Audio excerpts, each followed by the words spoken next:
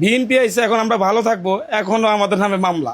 আমাকে নিয়ে গেছে, খালি বলছে সিগনেচার করতে। 5 আগস্টের পরে আমাকে 7টি মামলা দেওয়া হয়েছে এই রবিউলের নেতৃত্বে। এখন মনে করেন যে এই সাধারণ মানুষগুলা, আমি চাই আমার জন্য তারা যেন বিপদে না পড়ে।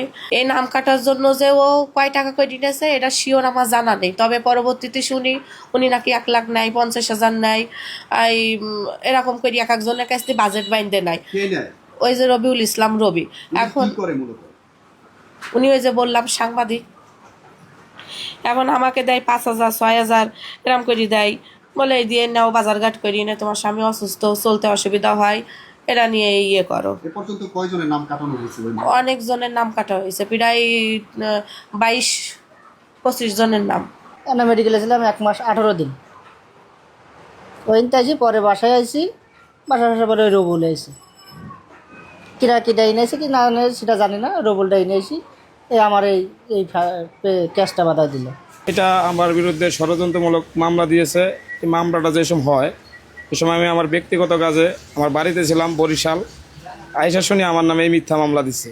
আমার এই চোখটা সার্জারি করা, আমার এই চোখটা কিন্তু এখন আমি চোখে দেখি না। যাই হোক, আমি বাংলাদেশে 9 তারিখে আসি, আইসা পরে এই মামলাটা তানিয়া বাদী মামলাটা করে। আমি এই মামলার বাদীর পিছনে নাম্বার আছে, ওই নাম্বারে রিং দেওয়ার পরে এই বাদীর সাথে আমি যোগাযোগ করি। যোগাযোগ করার পরে বাদী বললো যে ভাই আমি তো আপনাদের নামে মামলা দিইনি। কে দিছে? রবিউলকে কয় উনি একটা সাংবাদিক। পরে উনির সাথে যোগাযোগ করলাম, পরে বললো ভাই আপনি যে বিএমপি করেন আমরা তো জানি, কিন্তু নামটা তো হয়ে গেছে, আপনি কিছু টাকা পয়সা দিলে আমি হায়রা দিব। কত আমরা আসামি মিলাম 10 জন, যেমন আমরা 5 ভাই, আমার যুবদল কর্মী এই নাজমুল, মাসুদ, মামুন, নাসির, সাইবুল সবাই এই মামলার আসামি।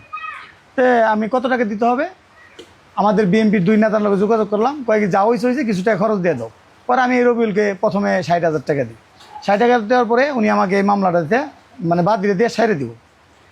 এই মামলা আজও পর্যন্ত এই মামলা আমার সেরে দেয় না।